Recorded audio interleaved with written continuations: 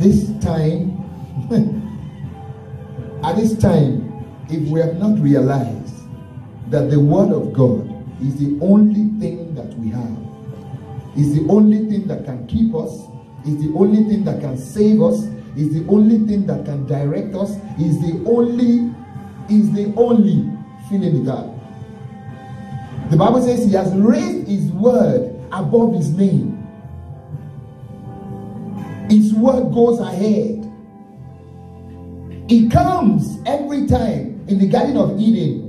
The Bible says, and the word of God was walking in the garden in the cool of the evening. The word of God was walking. No, God was walking by his word in Genesis. In the cool of the evening, it was his word. If you read the book of Genesis. So every time that you have to spend with the word of God, either 5 minutes or 5 hours, make sure that your spirit is connected. Once you even find out that the word is coming from an incorruptible medium. Because there are different people speaking the word they call the word of God, but it's the word of their own. The word of their wisdom. The word of their mathematics. The word of their science. The word of their calculation. Not the word of God. Paul said, I have not come to you with the enticing words of man. My legs are shaking as I come to you. That's what Paul said. I have come to you with the power that is in this word. The power that raised Jesus from the dead. The power that once this word is spoken, it gives life. The power that's in the valley of the dry bones. That the word was spoken. God asked Ezekiel, his prophet, excuse me, can these dry bones live? Ezekiel said, Lord, only you know. Because he saw bones that were not together. Skeletons, the skull of somebody is in the north, with the femur of another person in the north. The rib is in the south. The Bible says, God said, Son of man, prophesy. In other words, speak the word. Command that life comes into these bones. And the Bible says, all the bones started to come together. The skull did not join to another human femur. It found its own femur. It found its own fibula. It found its own, everything came together. The skull went to meet the femur where it was. Because the word was spoken. What word? What word? The word was spoken. And then everything came together. That's the same word we are dwelling with tonight. He is here. His presence is here. His power is here. If you were in your room and you were dwelling with him by his word, he is there. His presence is there. His power is there. Everything that makes life comes back to the dead situations is there. There's nothing you are looking for that is not there. And it comes by his Holy Spirit. Which was what we were talking about 2 services ago. Jesus said, I'm not going to leave you as orphans. When he was leaving the earth, he was telling his disciples, I'm not going to leave you alone. I'm going to ask the Father to give you the Comforter, who will at all times. He's not going to be with you. He says right now he is with you because he was the Holy Spirit. Jesus was. He says when I'm gone, he will be in you. He wasn't mistaken. He said right now he's with you. But when I am gone, that spirit will be in you, dwelling in you. In other words, no wonder he said, a time is coming when God is looking for those that will worship him in spirit and in truth. You will not have to be in Jerusalem. You will not have to be in you wherever you are. You can worship him. Why? Because his spirit is on the inside of you. You don't have to go to Jerusalem. You don't have to get to Jerusalem. Wherever you are, wherever you are driving, and the Spirit of God is with you. You are at work in the middle of surgery, and the Spirit of God is right there with you. He's telling you this is how to go, this is what to do.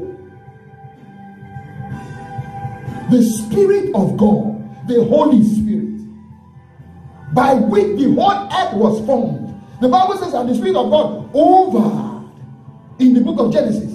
It says the earth was without form and void. In other words, you get into a confusion or a confusing state. You don't even know what to do. You are confused.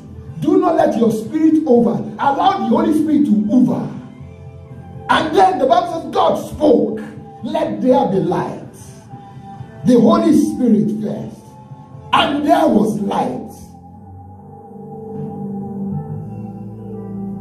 Jesus stood at a distance in the book of John chapter 11 and said, Lazarus, who was buried, wrapped, kept in the cave, come forth. He did not see the dead body. He was not around the corpse. He wasn't around the dead. He was outside where the people were. That's why the Bible says he sent his word, and his word heals them. He said, Lazarus, come forth. And Lazarus came forth hopping. And Jesus said, loose him, take the bandages away, and let him go. When you are confused, you speak the word. But something helps you to know the actual word to speak. The Holy Spirit. He says when he comes, he will teach you all truth. He will reveal everything to you. He will teach you. He will reveal to you the deep and the secret things of God. Even that which is not your concern. He will tell you about where you are. Tell you about your nation, about your community, when you are not asking for it. He will reveal somebody's life and he wants you to pray about it. That's the Holy Spirit we're talking about. That's the Holy Spirit we're talking about. Let's read it. Let's read in the book of Acts. Quickly, Acts 1:8. Acts 1:8. Open your Bible. Acts 1, verse 8. I just want to quickly. What was spoken? He said, read. But you will receive power when the Holy Spirit comes upon you. That's okay. But you will receive power when the Holy Spirit comes upon you. The book of Acts of Apostles chapter 1 verse 8. You will receive power when the Holy Spirit is come upon you. Power for what? Power not just to do miracles, signs and wonders. Power for life and all that has to do with godliness. The power to know how to go about your business. The power to be a perfect and excellent administrator. The power to do the right business and not invest in the wrong investment. The power to discern if I'm supposed to be here, I'm not supposed to be here. To be with this person or not to be with this person. To be with these people or not to be with these people. To be doing this or not to be doing this. Power. This said, the Bible says, this same Spirit quickened the dead body of Christ. He says this same Spirit is at work on the inside of you, quickening your mortal body. The same Spirit that raised Jesus from the dead. That's the Spirit we're talking about. And we have access to him. And some of us have received it but have never given him opportunity to lead us or to guide us or to direct us. We have never even asked the Holy Spirit, talk to me. We have never even told the Holy Spirit, lead me. Forgetting that it is written that as many that are led by the Spirit of God are the sons of God. So if you are not led by the Spirit of God, you are being led by somebody or the devil. Either you are being led by the words of friends, word of family, even word from your pastor. Which is good because Jesus said the fivefold ministry is meant to equip the saints. But he doesn't end there. Whatever you hear me say to you, or you hear a preacher preach to you, or you see done in the church, is only supposed to prepare you and take you into your own relationship with him. that you might walk with him, and that your light will shine. We are just instruments. We are just tools. We are not God. I am called to preach, to teach. I am called as an apostle, called as an evangelist, called as a prophet, called as a pastor, called as a teacher. Yes, to equip you, not to be your God. To equip you, to bring you into fellowship with the Father, where you are able to relate, to reveal to you, give you information that will give you revelation. Revelation will promote you. There can never be promotion if you don't have revelation. What gives you revelation? The Bible says, may the grace of God be multiplied unto you according to the knowledge. What knowledge? Not knowledge of science, not knowledge of myths, not knowledge of rumors of war, not knowledge from the news, knowledge from the deep and the secret things of God. So you will know, like Isaac knew, when the Bible says there was famine in the land, and he wanted to leave the land, famine means there was lack, there was no supply. Everybody needed something. As a matter of fact, some people had money then, but there was nothing money was going to buy because there was no product. Product was scarce. If you hear what famine is, in some places we read in the Bible, in Samaria, the famine was so bad that people began to kill themselves to eat themselves to survive.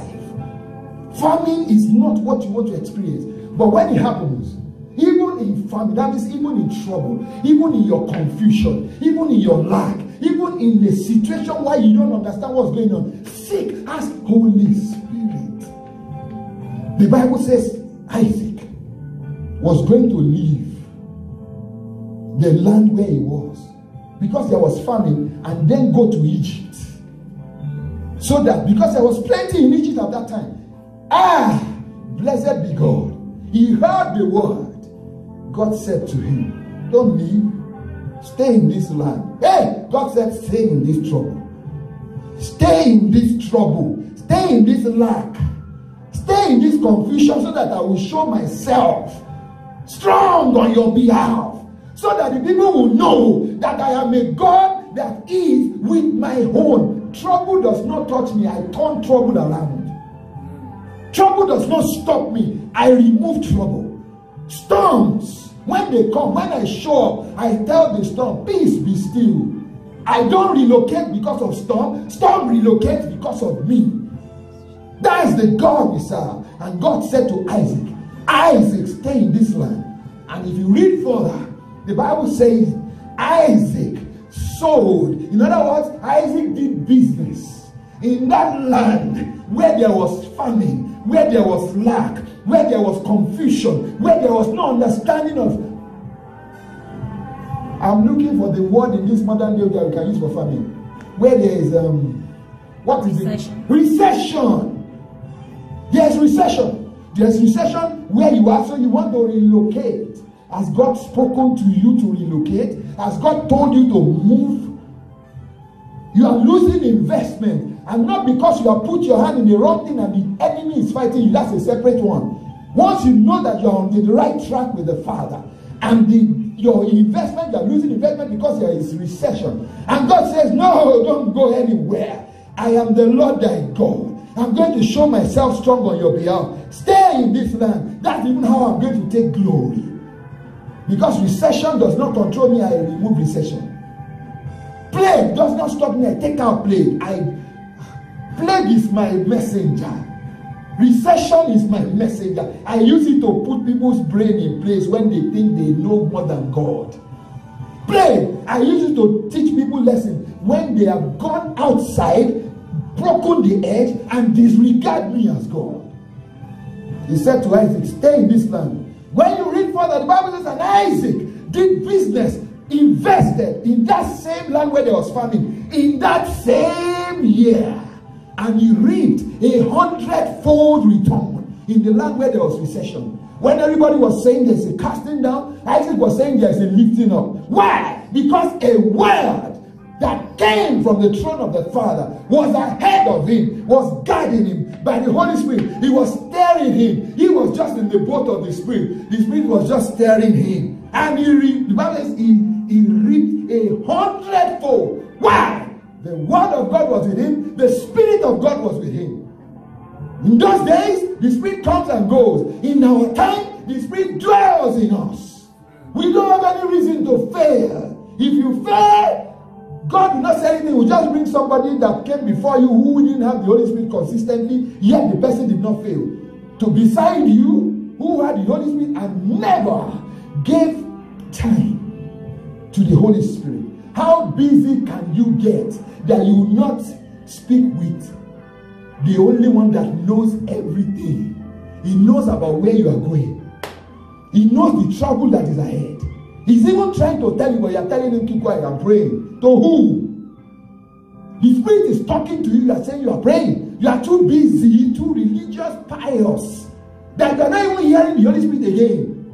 You have walked so much with not God, but with religion and traditions of men. You have lost your direct contact and fellowship with the Holy Spirit. If you have lost your direct contact, the traditions of men will kill you, it will bury you, it will make you lose your investment. What is the problem? How do we relate with this Holy Spirit? Thank God we don't have young people here, and whoever watches this online at any point in time, he's going to bless you. So I'm not going to hold back my words. Let me tell you something about love making between a husband and a wife.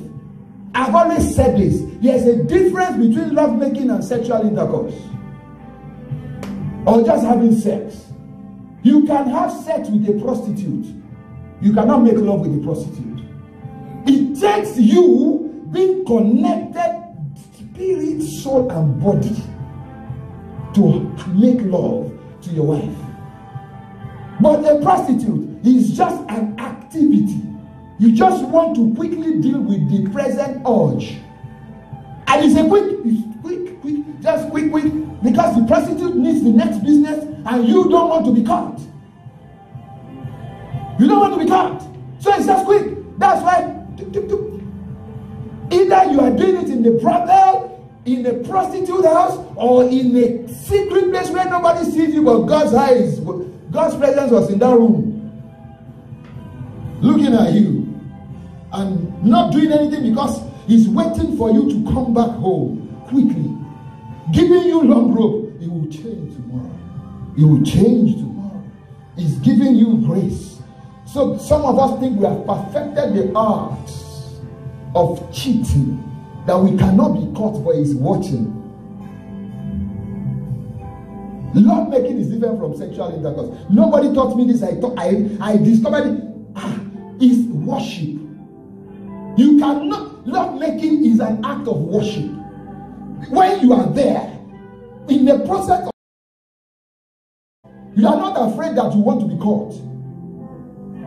You are at rest.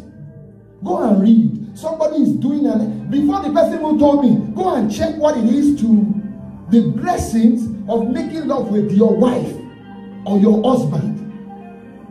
You don't need a pornographic movie to be creative or artistic, because it's going to be coming from your heart, the depth of you.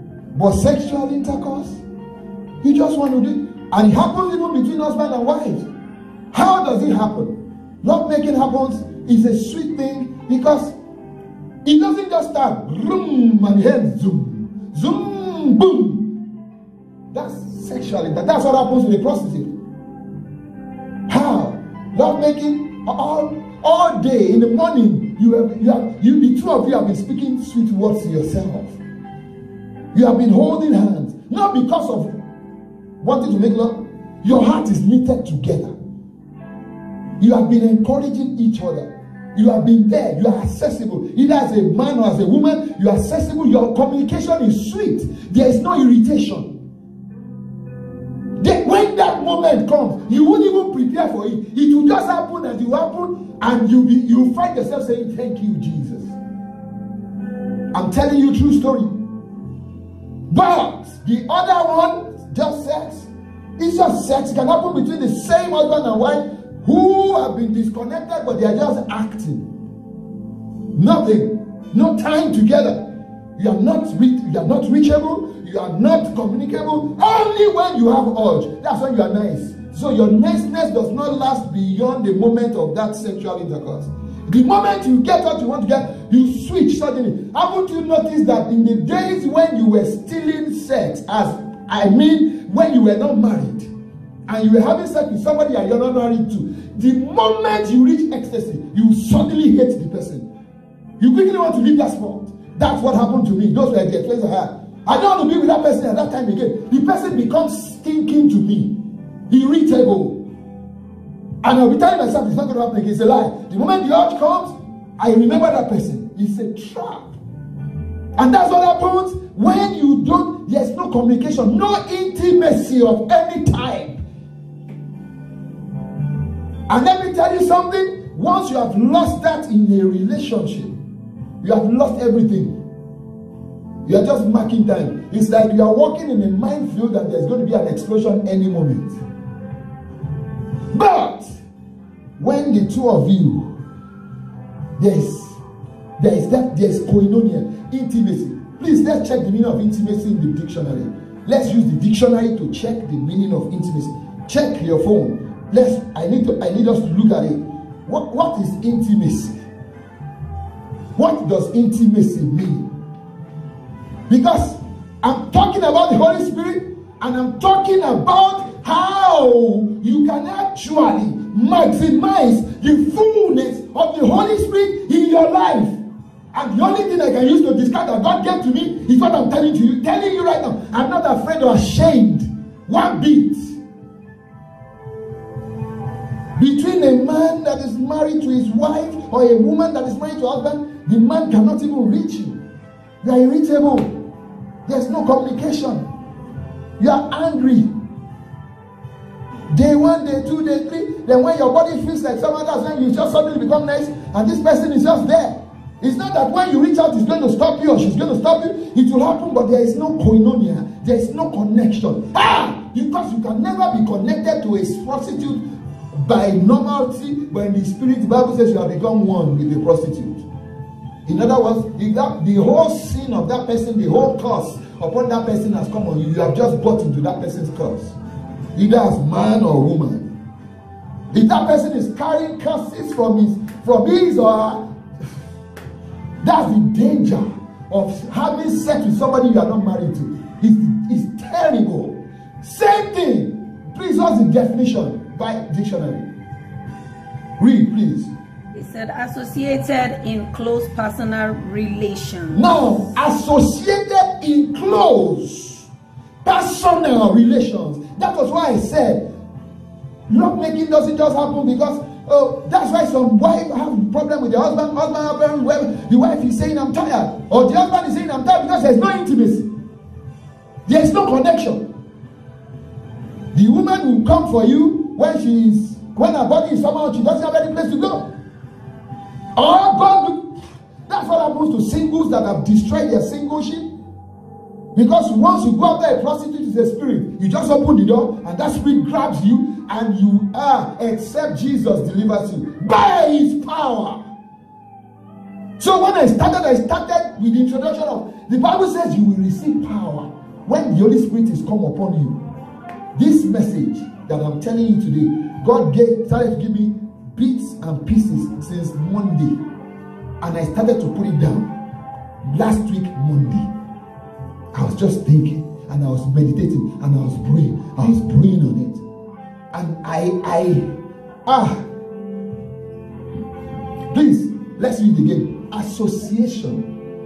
It said having or being likely to cause a very close friendship or personal. Having to cause a very close friendship. Or what? Or personal. Personal or sexual relations. So that's why I'm trying to relate love making and your relationship with the Holy Spirit. He's saying either a close personal sexual relations with somebody or a close personal relationship. And that's what I'm bringing to you. If you don't have relationship with the Holy Spirit, you cannot ever get the fullness. You will make mistake after mistake in investment, in business. The wrong people will beat you. They will hit you. If you are so rich, it's just a matter of time. Everything is coming down in so short a while. It's just a matter of time. Read, please. Very private. But did you hear that? Very private. Very private. Prostitutes. Sometimes you don't need a brothel. Sometimes you don't need a brothel. You just need a dark place quickly. It can be a park. It can be anywhere. And you want to do it quick. You just want to get it out. I disagree with people that say that men, that when it comes to sex, men, the way they feel is different from women. That a woman wants connection. That a woman doesn't just want to be laid and dumped. A real man wants connection. After everything, you are just laying there. When you make love, you will finish. Some people will sleep off in peace. They will wake up the next day and they are full of energy and creativity. It's like there's a refreshing, like a resetting. I'm talking about when it happens between a lawfully married man and a woman. And of course, the other one, like I said, because what I'm telling you, I did not read from where God said to me. There's a difference between love making. Some people cannot make love without watching pornography. They can't make love without watching a sex video. They can't. They have to watch. Even husband and wife. I know some husband and wife that must watch that video before they. It's irritating. I'm not condemning them, but I feel that when there is a connection, it's called koinonia. It's called intimacy. All day. You guys have been good. Not even all day. 2 days, 3 days. I mean, everything is cool. You don't plan for it. You don't write an application for it. You don't request it. It's a flow. It's not a force. It's a natural flow. It's a natural flow. You know. Do you know what it means? That close association. You know where to touch. You don't need to read from a book. Because you carry in you the spirit of truth. He's inspiring you. Some people think that what is he saying? He's connecting Holy Spirit to sex. Oh, you don't know anything. If you have a relationship with Christ, then you are saying to God, why did God give sex in the first place? That's what you are saying. You are confused. You need help. Get this help now. Listen. Some women cannot satisfy their husbands. Some husbands cannot satisfy their wives. Why? Because it's just a boom, boom. None of them care. You don't even ask your partner. I mean, you can talk about it. There's a discussion. That's the same way you relate with the Holy Spirit. To some people, it's too holy to be related to sex. No, you are confused. I'm talking about relationship. The closest intimacy is that between a man and a woman. What other kind of intimacy can you tell me? None. That's why the Bible says when you get into a prostitute, you become one spirit with a prostitute. And you are not supposed to be one spirit with a prostitute. Because in the beginning, the Bible says the man and the woman, the husband and wife, will become husband and wife, they become one.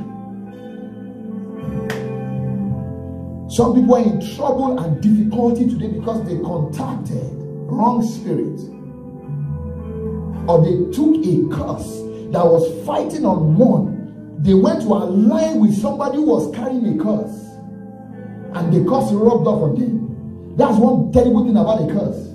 If you align with somebody that is carrying a curse, it's coming on you. That's why you need to be able to discern who to be friends with, who to do business with. You do business with the person that is carrying a curse, your investment is gone from the beginning. It does not matter how prospective or beautiful or promising that investment is. If there's a curse, the curse is waiting. And it will not manifest at inception. It will manifest when you are supposed to reap the fruit. Because that's who the devil is. He takes, destroys, kills. The Bible says he has come to steal, to kill, and to destroy. So, that's it. The relationship of you and the Holy Spirit, you are able to tell the Holy Spirit, Holy Spirit, teach me this thing. teach me this thing. I have done many things in my life that I never studied or read or was taught in school. What I did, nobody taught me how to drive a car. I never went to a driving school. I'm not telling anybody to do it. Because there are things in this life that different people have different encounter and experiences of and about or with. So my experience is different. Like I always tell people say that, a lot of people say that their first experience of having the Holy Ghost in them is speaking in tongues. And I said, my own first experience of having the Holy Ghost in me is that the urge for sex with every Tom, Dick, and Harry left me. I just lost the urge. It just became irritating to me. All that was in me was just to please my Savior. I was careful every step. Careful with every friend. Careful with my thoughts. Careful with things I watch till death. Careful with the things, the journals I read. Careful with the kind of music I listen to. It does not matter if it happens immediately. If you are listening to vulgar lyrics, either by music, by video, by movie, by shows, it's just an accumulation that will explode one day. Why? Because you are taking in. Because the words that are spoken, either by a good man or a bad man, they are spirit and they are life. They follow you. They consume you. It might not happen on the spot. It will happen. It's just a matter of time. That's why you need this Holy Spirit and you need a relationship with Him. Everything. Will Jesus be confused by saying the Holy Spirit will teach you everything? He says He will. Let us see it. Let's read it. John chapter 14. We need to read it. The book of John chapter 14. Let's read it. Let's read it. Maybe Jesus lied. I'm a living example that Jesus did not lie. Where I am today, what I'm doing today, is as a result of what I'm telling you about. I'm not telling you what has not been proven. I'm telling you what is lived on a daily basis. Not because I want to show off, but that's the lifestyle. Please read John chapter 14 from verse 15. If you love me, obey my commandments. Jesus said, if you love me, obey my commandments. Let's read further. And I will ask the Father. No. You see that there's a conjunction. First, love me, obey my commandments, and I will ask the Father. So, this Holy Spirit we are talking about is reserved. That's why he said, not everybody can receive this Holy Spirit because they don't know Him. But you know Him. Let's read further. If you love me, you obey my word, and I will ask the Father. And He will give you another advocate. And He will give you who is an advocate? Somebody that pleads on your behalf. Somebody that speaks on your behalf. Somebody that defends you. A defender. Somebody that solicits. Because they say a solicitor and advocate. Solicit on your behalf. Somebody that stands in your place to plead a case where you have messed up and is saying, you know what, my Lord, he has done this, but according to so and so, he's soliciting, he's advocating, and they are watching. And at the end of the day, the jury says, dismissed. Case dismissed. You are acquitted. Why? Because there was an advocate nobody saw that was at work on your behalf. That's why he said that Holy Spirit. He says, when he come upon you, you will receive power. There's a place, I can't go there. There are a lot of places. He said, when you stand before these people, you don't need to think about what you need to say. Once you open your mouth, he will fill it with words. He will fill it with words. Let's read further. I will give you another advocate who will never leave you. Who will never leave you? He is the Holy Spirit who leads into all truth. He leads into all truth. In other words, this Holy Spirit does not lead astray. You can 100% place your life on Him. You cannot be lost. The word, even when it does not look like it is. Because it doesn't always look like it is. Even when it looks like this cannot be it, yet is the Holy Spirit leading you. Because the Bible says, as many that are led by the Spirit of God, they are sons of God. He can never lead you astray.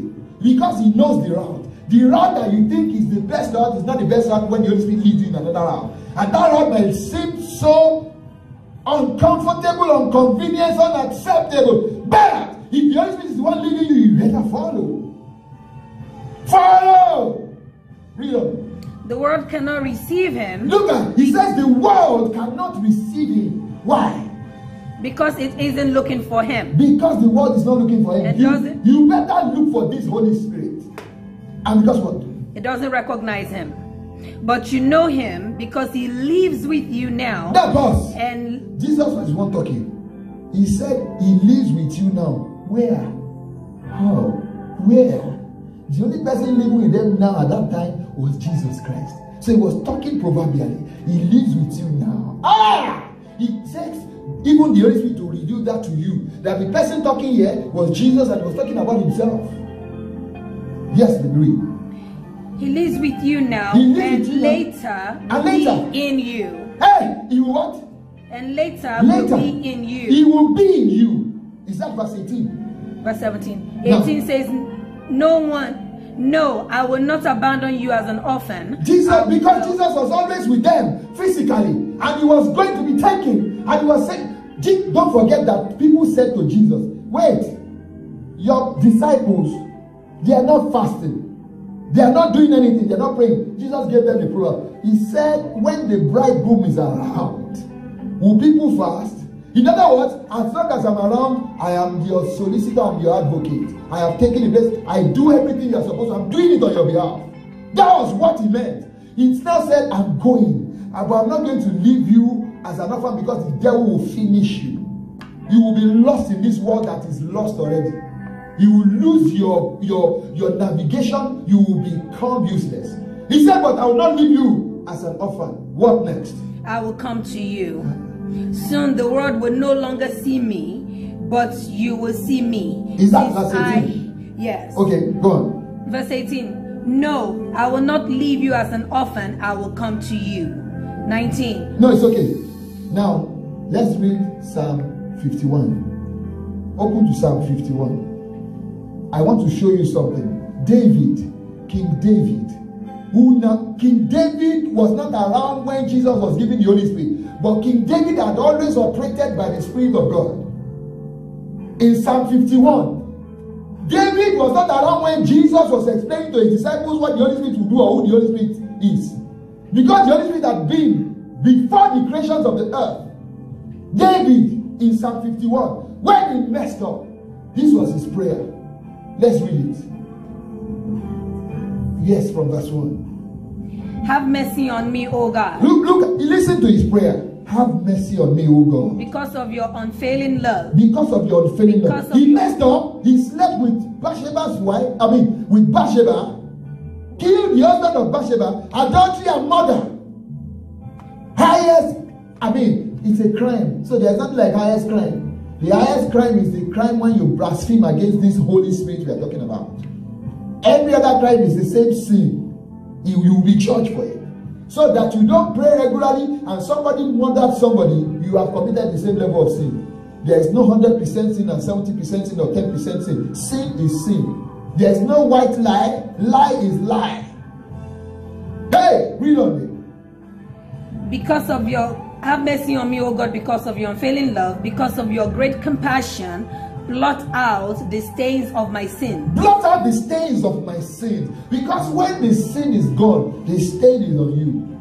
He's not saying, please, blot it out. Jesus was not yet dead. How did David have the understanding that God can blot out stains? You know, when you have a particular kind of clothing and it picks stain from somewhere that normal soap will not remove, you get bleach, and then you mix it and you put the cloth in it, and then when it comes out, the stain is no more there. David said, blot out my stain. Why? Because I understand and I know that you have the capability to take out every stain because you made me. The fact that I'm still alive and I'm breathing, you can help me. The help is available. He was not praying. I'm going somewhere. Go on. Wash me clean from my guilt. From my guilt. So in other words, the guilt that keeps coming to me, sin is bad. The activity ended. Now the stain, you deal with it. He removes it. Now the personal guilt, when you're alone and you are trying to pray and the devil is telling you want to pray. You that you messed up, you that you sinned, you that you lied, you that you committed adultery, you that you fornicated, you that you stole, you that you bribed, you that you are corrupt. He brings everything. That's why he's called the accuser of brethren. That's the name of the devil. Read. He says, wash me clean of what? Wash me clean from my guilt. From my guilt. In other words, let go. Help me to let go of this guilt. Read on. Purify me from my sin. Purify me from my sin. For I recognize my rebellion. I recognize my rebellion. It haunts me day and night. This thought, the thought of this sin is following me around. That was David asking God for mercy. Read on. Against you and you alone have I sinned. David is saying, this error that I've committed, even though many people are saying many things about me that is wrong or right, I don't care. I have sinned against you. Help me. You made me. You formed me in my mother's womb. You are the potter. I am the clay. You can remold me. I believe you. Read. Against you and you only have I sinned and done this evil in your sight, that you may be found just when you speak and blameless when you judge. Behold, I was brought forth in iniquity. He now went back to his foundation. In the first place, I was born in sin. My parents were living in sin. So I was given back to in sin. As long as you're in this flesh, you were born in sin. Oh, that's why Jesus said, except the man become born again, he cannot enter into the kingdom of God. So it's not by the fact that you were given birth to by a parent or a kind of parent or whatever. Excuse me. The moment you say, Lord Jesus, I'm sorry for all I've done. I accept you as my Lord and Savior. Please forgive me. And you not go back to that sin. He will take you away. And the Bible says God does not even remember the things you have done. Everything, he says, behold, all things are new. Amen. Everything becomes new. God does not see your sin again. All he sees is the blood of Jesus. When he looks at you, he does not see the sin. He sees the blood. When he looks at you, he does not see the sin. He sees the blood. That was why the blood of animal could not do it. That was why the blood of the birds could not do it. They kept doing the sin and the sin offering every year, year after year. But when Jesus came, he was once and for all. He died and he said, today it is finished. We're not going to do this next year. We're not going to do this in 2 years' time. This blood that I shed today covers the sin of the past, the present, and the future. Just align and identify.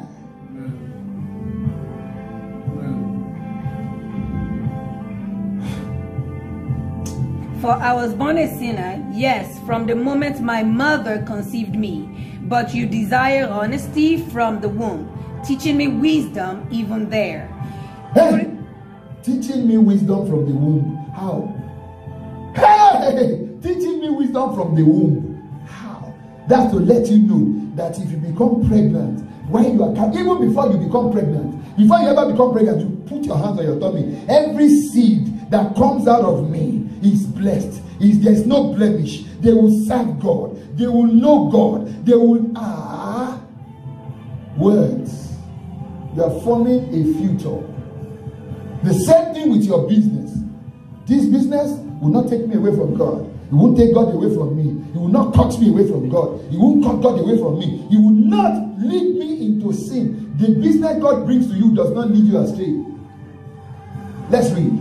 Where I'm going, we are not going there. Let's read. Purify me from my sins, and I will be clean. Wash me, and I'll be whiter than snow. Oh, give me back my joy again. That's what happens when you sin. You lose your joy. Because the devil is a bad devil. No more confidence. But the truth is, the joy is actually there. He can't take it. But he's trying to silence it. He's lying to you. And because the wrong things that he's saying to you will never let you think about joy. All you begin to say about yourself is failure, failure, failure. That's the plot and the strategies and the devices of the devil. That's why the Bible says, for we are not ignorant of the device. He has different devices and strategies tailored for each person. Let's read. Oh, give me back my joy again. You have broken me. Now let me rejoice. You have broken me. You have broken. You have dealt with me. You have broken me. You have humbled me. Before I was high on my horse, I didn't know what I was doing. My head was running. But now, it's even a blessing when God breaks you. When God is breaking you, the Bible says he rebukes his people he loves. When the devil breaks you, he breaks you forever. There is no recovery, no restoration, nothing. Because that's his ultimate plan from the beginning. To break you, destroy you. But when God is breaking you, he wants to help you. Not when you are really, because God, let's read it. You have broken me. Now let me rejoice. Don't keep looking at my sins. Remove the stain of my guilt. Create in me a clean heart. What? Oh God. Create in me. Look at the prayer David was praying. He says, create in me a clean heart, a new heart. The heart of rebellion. The heart that sins. The heart that does not love you. The heart that... Do you know that you can talk to your heart?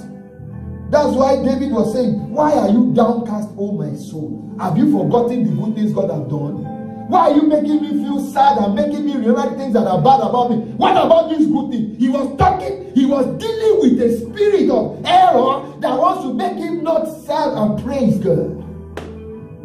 He says, create in me a clean heart. Read on. Oh God, create in me a clean heart, oh God. Renew a loyal spirit within me. Do not banish me from your presence, and don't take your Holy Spirit from me. Who taught David about the Holy Spirit? That was what he was saying. He says, please, everything, don't take your Holy Spirit away from me. If the Holy Spirit is taken away from you as a child of God, you are finished. David was begging, please, do not take your Holy Spirit away from me. Because you are wondering, can the Holy Spirit leave? Yes, you can shut him down. It happened to Samson. He didn't know that God had left him. So he wanted to do as he used to do. But there was no power. Because the one that gives power departed. And the Holy Spirit is so gentle, he never forces you. Once you shut up, you will keep quiet. He's a gentle spirit. The evil spirit enforces. Holy Spirit, no? Because God already said, never again will my spirit strive with the spirit of men. It is your choice. You will know what is good and what is bad. I will show you this is good, this is the way of life, this is the way of death. You will choose. Your choice. He says, please, do not take your Holy Spirit away from me. Who taught David about the Holy Spirit? How did David know about the Holy Spirit? Why? Because David had done things, mighty things. I'm not talking about his sins now. That David knew that it can only be God. David that was not chosen to be king. David that was rejected. David that was left in the backside of the desert when they said, gather the children that has value and let us choose a king from among them. They never mentioned him. They made sure he was not at home because he wasn't a child that everybody would love to see. Because he was a child that was bred in shame. Yes, God had already chosen David. David was at the backside of the desert. Even the prophet was deceived. When he got there and he saw the first son, Eliab, he said, this is the anointed. Because the Bible says, he's so handsome. God does not need your being handsome or beautiful to use you. God needs your spirit to be clear, to be right. God needs you to be perfect of heart with the Holy Spirit. It's the Holy Spirit that can only make you have a perfect heart. Sometimes you make mistakes, yet your heart is perfect. God will not deal with you for making a mistake with a perfect heart. Because he sees, the Bible says in 1 Samuel 16, he says, I am, that same story I'm talking about. He said, I am God. I do not judge by outward appearance. I look at the intents and judge every motive behind every action. So your motive can be so right, and you make a mistake in action, you will be pardoned. He says, please do not take your Holy Spirit away from me. That's the same Holy Spirit we're talking about. David is praying, please, do not banish me from your presence. Do not take your Holy Spirit away from me, because if you take the Holy Spirit, you have taken my life. You are the air. The Holy Spirit is the air I breathe. The Holy Spirit that knows the truth. He knows the way. He knows. What does he not know? Jesus said he will teach you all things. Jesus said he will remind, after teaching you, he will remind you. Some people will read, get ready for for an exam, prepare, not because of the exam, but they have been preparing. And when they get to the place where they need to do whatever they do, the Holy Spirit comes and begins to remind them. Not just exams, in life. So if you tend to be forgetting things, tell the Holy Spirit, help Holy Spirit. Jesus said, you will remind me of all things. I remember everything. I am not forgetful. I am telling you, this power works. Don't let anybody tell you. You know, there's something they call dementia. It's medical science. It's a demon. Tell yourself, I remember everything. I do not forget anything. Because the Holy Spirit lives on the inside of me, He reminds me of all things. Say, even when you are forgetting, be saying it. Be saying it. Don't believe in medical science and leave what created medical science. If Jesus said He will remind you of all things, that takes me to where I want to say to people, do you know how many people, when Jesus already said the Holy Spirit will teach you all things and He will remind you of all things, and He said when the Holy Spirit come upon you, you receive power, yet we don't have any relationship with this Holy Spirit. We don't even ask Him any question. When something comes up, the Holy Spirit, you don't even remember you had the Holy Spirit. You would have acted in flesh. You would have done what you want to do by what you know.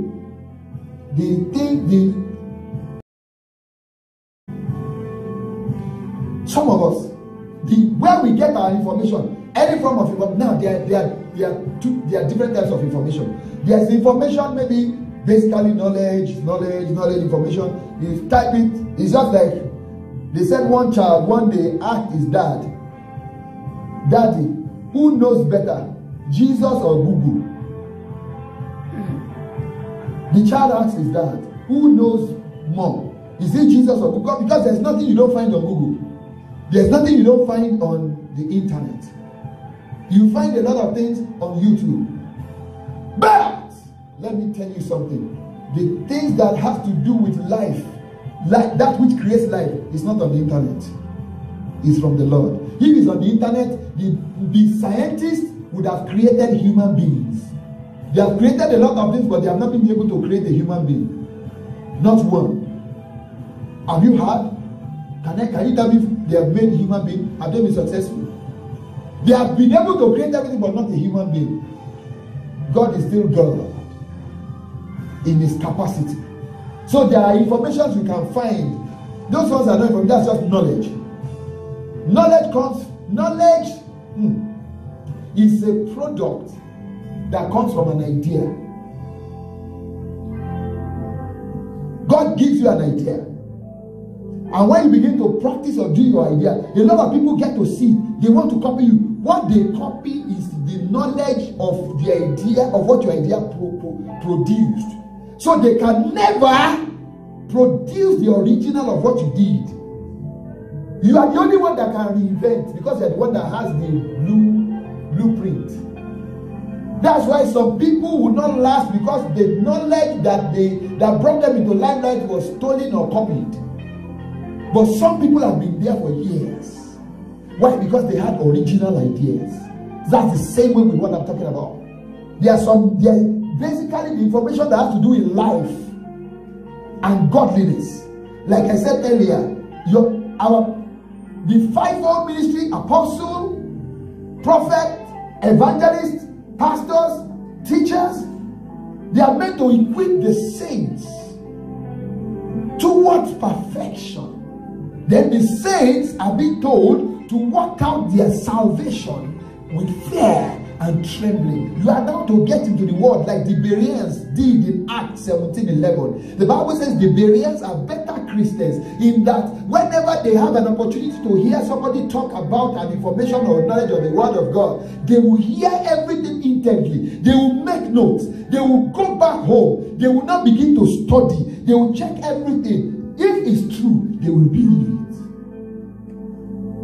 They will accept it. They will take it in. Some of us, the only place we get information from is from our friends.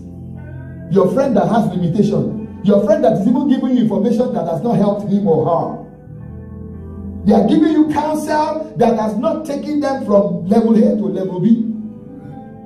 They don't even have the information. They think they know.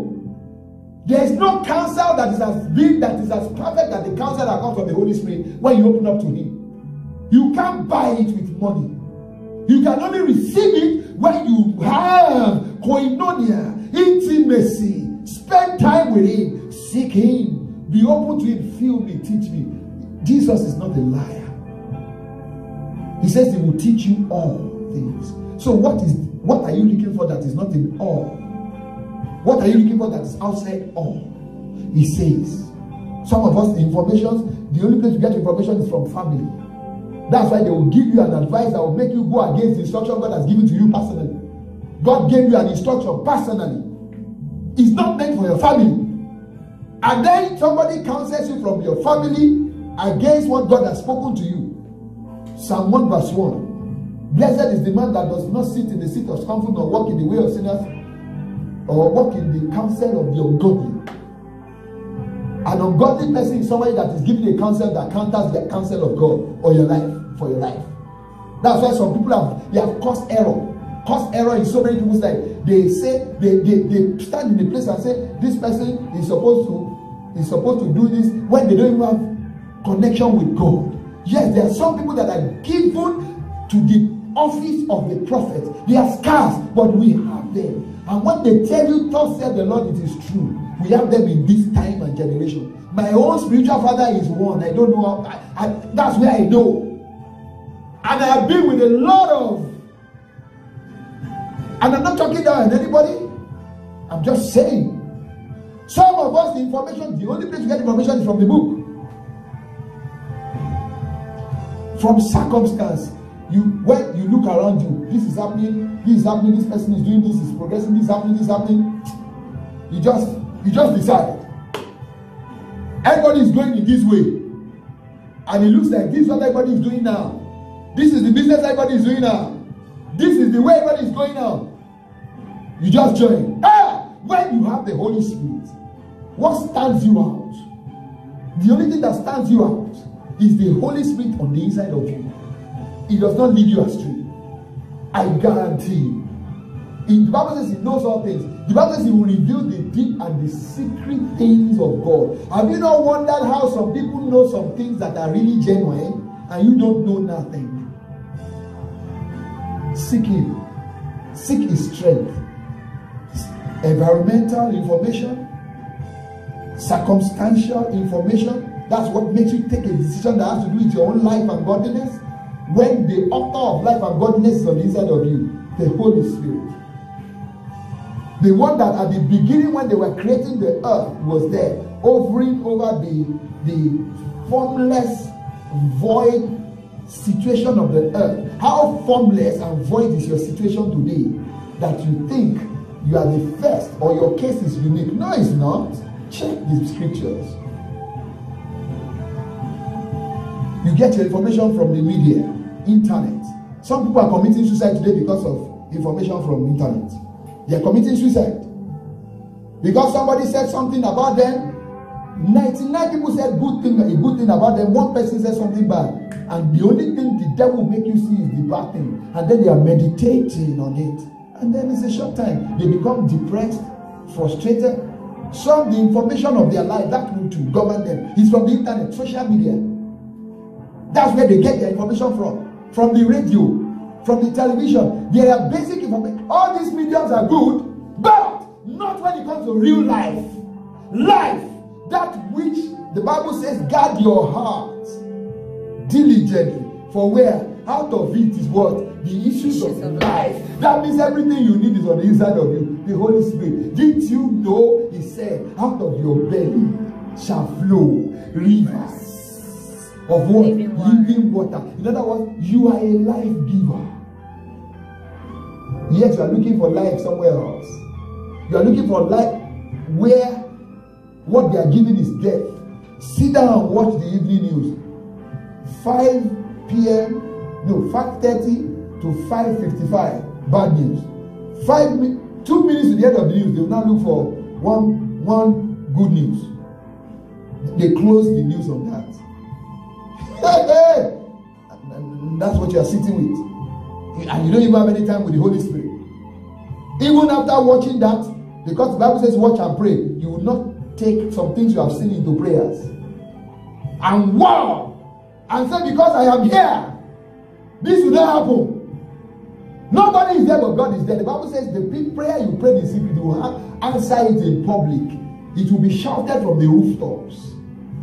Do you even have confidence that when you pray, he hears you? You cannot have confidence when you don't have a relationship with the one that is speaking to you. Because do you know what gives me joy and fulfillment? When he has said something to me that nobody heard, and then I follow that thing, and then it happens, and then you're like, he told me, it happened. When he says, you are attentive. You want to hear next. You will not do anything without, like Holy Spirit is saying. I was coming, I took my wife to work, I went to drop my wife at work, and when I was going, I saw on the other side where they said one of the presidential candidates is materials. Now, I'm not a politician, but I wanted souvenirs and all the stuff. I don't want to mention the person's name. I just wanted to see what they were giving to the people. So I said, once I drop my wife, I'll just, there's nobody, they will even welcome me. As I dropped my wife, the Holy Spirit said this to me: if I am the one with you, you're not going there. I really wanted to. But he said, I'm not going there. I dropped past the place, I look at it like this, I took my face, straight, focused. Why? I don't know, but he knows. I don't know, but he knows, because what arm is in me? Look at that. What arm is in me? God's going there to just see. But he knew the harm that would have awaited me. I still don't know. I don't have to know. He said, don't go. I said, yes. Because that's the one who knows all things. The one that they said will teach me everything. The one that Jesus, my Lord and Savior, who shed the blood and wiped my sin, was that I don't have to make a sin offering every month or every year, bringing the blood of a bird or a dove or a lamb. That's why they call Jesus the Lamb of God.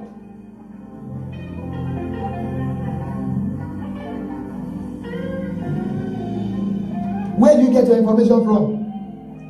Make sure, if you have been getting your information from every other place but the Holy Spirit, go back to the author and the source of life. Let's quickly see some people who got their information, and let's see the kind of information they got and where they got it from. I'll just run through it. Noah. Noah is before Abraham. Noah. The Bible says God was tired of everybody on the face of earth because everybody was living in sin, and he wanted to wipe them out. And there's this verse that says, but Noah found grace in God's sight. May we find grace in God's sight. Amen. But it is beyond prayer. It's a way of life. Noah did not even know that God was already checking out the whole earth. The Bible says the eyes of God run to and fro the earth. God knows your name. He knows the address where you stay. God knows everything about. Excuse me, do you even know who we are talking about? And he was tired. He was going to wipe the entire earth, and he told one human being, build an ark. He gave a very, very foolish instruction, because he uses the foolish things of this world to confound the wise. Because when you think you know, you are smart mouth, like I read in the Message translation of Psalm 1 verse 1. When you are smart mouth, you just think you know everything. It's a matter of time. We will see.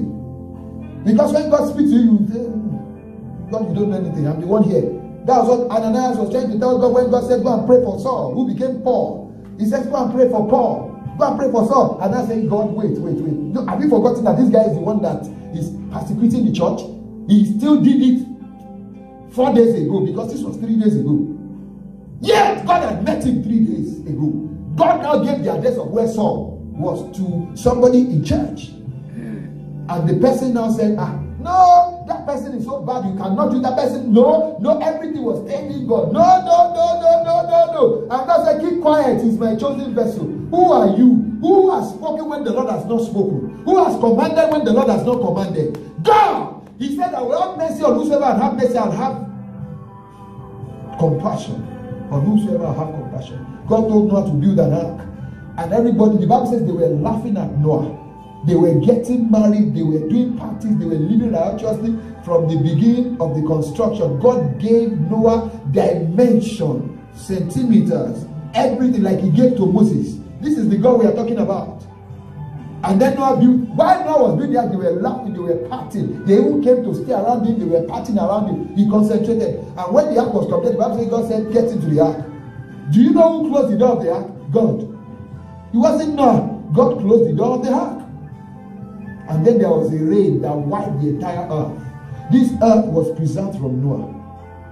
He received from God. What if he was not? That means he would have been wiped. So one man heard what you are hearing today, or what God will tell you. Do you know who is going to be preserved? Do you know what you are going to preserve? Do you know what you are going to invent? Do you know what you are going to create? Because God is giving you an idea. Maybe that idea is what to stop something that is affecting the whole earth right now, and it's coming through you because you are listening. It doesn't matter what field you are. Adam and Eve, God gave instructions to Adam. This tree is the tree of so-so. This tree is the tree of so-so. Don't eat this. You can eat everything, but don't eat this one. God gave instruction. And then the devil came. Now, the one I mentioned about Noah is in Genesis 6. Now, this is in Genesis chapter 3. It says, the devil came in form of the snake and said to Eve, did God say, did God say that you should not eat out of this tree? And then Eve listened and took information from the enemy. Not that the enemy was planning to destroy her and her lineage, wipe her out, erase her. That was one information that came from the wrong place that destroyed them. Abraham was born in a family where they worship idols. He was an idol worshiper. But the God that said, have mercy, have mercy, looked and said, this one, Abraham, get out of this your father's house. He didn't even give him an address. He said, unto a land that will show you. Till Abraham died, Abraham did not know where God was taking him to. He didn't know that God was making him walk through where his generations were going to take over. Because he said, wherever the soles of your feet shall step, I have given to you. So he was making Abraham go around, stepping. The Bible said, till Abraham died, he was looking for a city that was built with God. It was referred to in the book of Hebrews. Hey! God said, what if he did not hear God? He received the same switch that one. That's in Genesis chapter 12.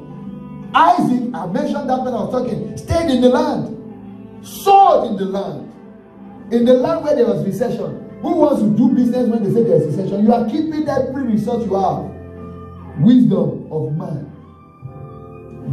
Not knowing that's your foolishness. Because the only wisdom that counts and saves you is the wisdom of God. It does not matter how much economical or how much you know economics. Economics has nothing to do with God's seasons and timing. He is God. He created times and seasons. He says, as long as the earth remaineth, seed time and harvest will not cease. Who else knows economics as much as the creator of the earth? The one who told Abraham that your descendants will be slaves in this land in 400 years' time. He told Abraham an information of 400 years' time. And truly, at that time, the Israelites became slaves. And they were enslaved for 430 years. Until somebody remembered that, wait, he told our forefather that we're going to be slaves in this land for 400 years. But it's 430. That means the time, we're in the time and the season of God since 30 years ago. Information! That's why the Bible says the sons of Issachar, they were leaders in their time. Why? Because they understood the times and the seasons. Not by reading through circumstance or environmental information, but by seeking God's face. Moses got the 10 commandments. God said, you, my servant, tomorrow morning, meet me up there. Even what he wrote the 10 commandments on was carved from the stone. Isn't that what they call tablets? This is a tablet here. Are we not writing on tablets today? Tablets! The 10 commandments were written on tablets. It was fabricated from the stone and written on tablets. So Tab has been since the days of Moses. Was formed from the stone. That's what it was called. I'm not lying. Check the Bible. It's there. It's in Exodus 34. You can go read Exodus 34. He received the 10 commandments. Not just that. Even when he was building the tabernacle, God gave him instructions. They quoted, you are not the one, you don't have to. He said, I have anointed Bezalel and Bezalel for the work of the curtain of the temple. So if you're a fashion designer that God called, he will give you his spirit. If you read that place in where he said that in Exodus 31, the Bible says God said to Moses, I have put the spirit in him, the same Holy Spirit, for somebody to do the works of the curtain. So even you as an engineer, if you have an Holy Spirit, the Holy Spirit in you, you will be exceptional. You will stand out. That's why, fill in the gap. What do you do? Once you have the Holy Spirit, you are set apart. Because your place, your source of information is different from where everybody is receiving information. You are just different. Different. Exceptional. Joshua was told, Moses my servant is dead. Joshua chapter 1. Get up and lead the people of Israel. And then God gave him instruction. Just make sure you do not depart from this and this that I've given to Moses. What if Joshua does not know what God has spoken to Moses? Samuel, as a boy, young boy, in the house where sin was reigning, and God was tired and he has even given up on that house. That's where Samuel grew as a boy. The Bible is right inside that sinful environment. He called Samuel. Samuel was a young boy. He didn't even know who was calling. He ran to his guardian, Eli, a prophet that God has rejected, a prophet that was just marking time for Samuel to grow. And then what that one said, he did it the first time, second time, he now said the third time. Prophet Eli now said to Samuel, don't worry. The next time you hear, say, here am I, Lord, speak. And God began to give a boy information about the nation. A boy, a young boy. Where are you getting information from? What information are you getting? What information even tickles your fancy? There are some information that everybody is discussing. You are discussing all jargons. Hey, share information that when you are talking, everybody will keep quiet. They will listen like, some will not even say anything, but when they leave, they are meditating on what you said. About business, about organization, about investment, about life, about medicine. Daniel interpreted the king's dreams. The Bible says in Daniel was found an excellent spirit. It's only the Holy Spirit that is an excellent spirit. That at the time the king had a dream and he called all the wise men of the land and he said, I'm not going to tell you, tell me the dream and tell me the interpretation, else you are all dead. And all of them could not. They even told him, they said, it is not possible, O king, that somebody that somebody will tell you your dream. Eh?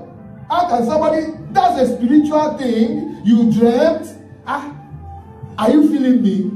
Somebody will say, you had a dream. You had a dream. Can't you see? They said it's not possible. Those were the wise men of the land who were living large on the resources of the land because they were wise men. Because whatever they say, the king lives by it. The king gets his own information from his wise men. But this time, the wise men failed him. He said, go and kill all of them. Daniel was not there. Then when they were all going to die, you see what you know will set you apart, will save you from death that you don't know about. Daniel said, wait a minute, they are taking us to go and execute us. Why? They don't say, oh, it's because the king had a dream and nobody could intervene. He said, wait, that's why they want to go and kill us. Please, take me to the king. He said, oh king, give me one day and I will come back and tell you, because he who gives dreams is the God that I serve. I will ask him. And then he came back the next day and said, oh king, he first gave God praise He said, there is one who knows the dreams of every man and gives. He said, that's the person that is telling me your dream. And he told him the dream. The king said, I have not found this kind of spirit in any man. Wasn't that what was said about Joseph? They said, what? Nobody in this land has this kind of spirit. And then the spirit just comes and stays. He just wasn't on the side of them. And our generation is carrying him around. Imagine, see that our generation is supposed to be 1,000 times better than that generation because you carry it. So let me tell you what I was having intercourse with Jesus yesterday in my thoughts, and Jesus said, if I am the Holy Spirit on the inside of you, that means I am the one walking through you, walking in you. When you open your mouth, I'm the one speaking. When you stretch your hand, I'm the one stretching the hand. When you say, I am the one saying through you. If you have given yourself to me and I become that spirit in you, and it makes more sense to me. Jesus on the inside of me, Jesus in jeans, on the inside of me. So when I show up and when I am solution, as Daniel was solution to every trouble. King Saul, he got information not from God. There was a time they were supposed to offer sacrifice by Samuel, Prophet Samuel. Saul was just a king, not a king and a priest. David was a king and a priest. King Saul was not a king and a priest. So he's not supposed to offer sacrifice. And then Samuel was supposed to come and offer sacrifice, but Samuel did not show up on time as he had said or promised. And then the people around Saul started to tell him, King Saul, do you even know what has happened to this prophet? Maybe God has taken him, maybe. And he said, you know what? Bring the sacrifice. Not knowing that he was a setup for his demise. The Bible says in the book of 1 Samuel chapter 13, immediately Saul offered up the sacrifice, Samuel showed up.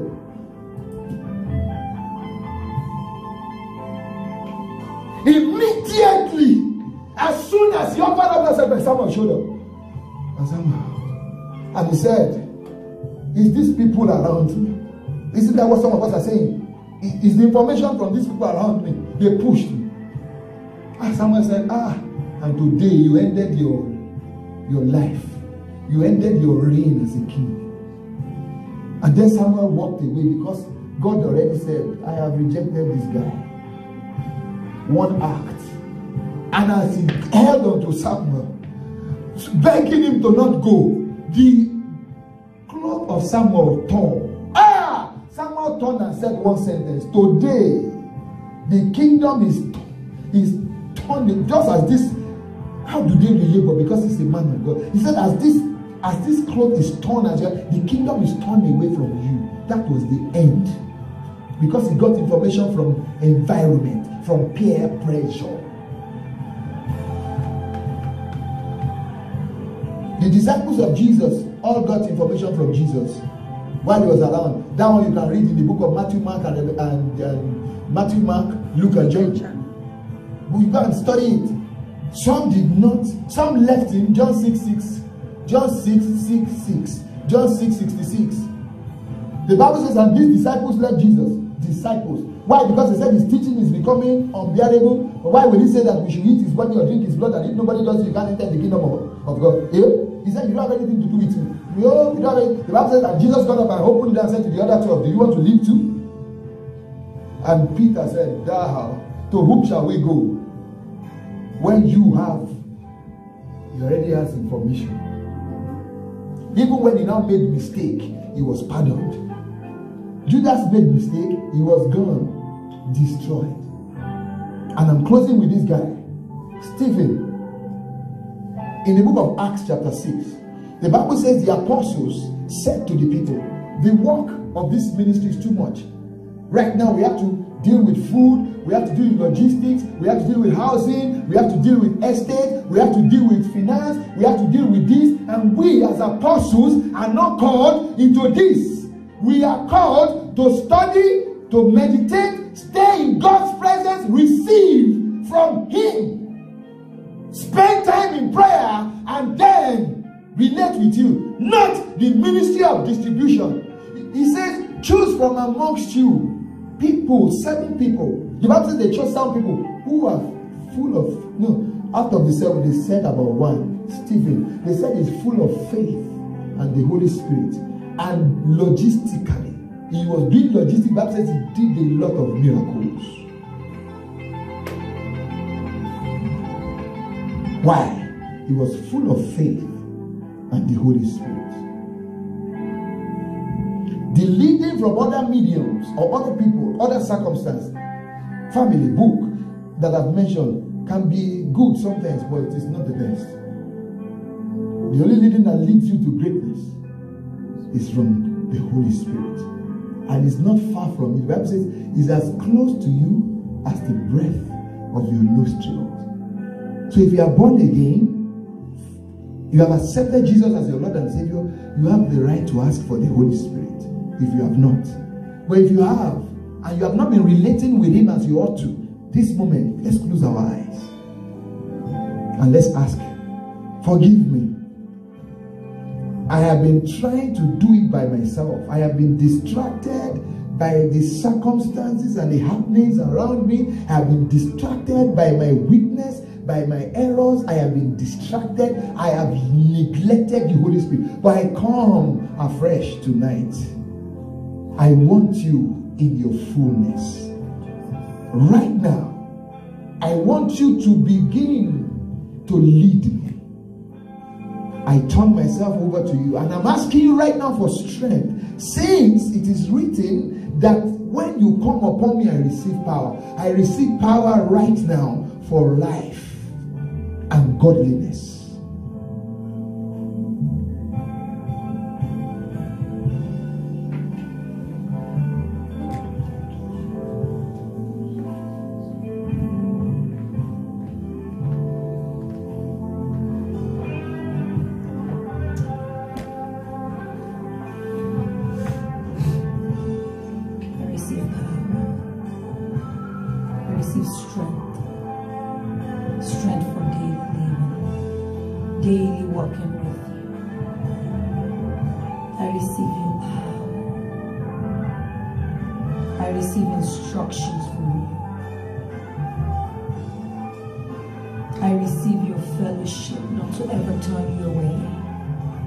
Or frustrate you.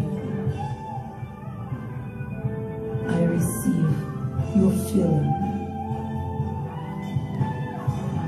Fill me up. Fill my words, my life. Fill me with your person, your personality. Teach me all things in life, in marriage, in business, at work, in friendships, in relationships. Fill me. Teach me all things.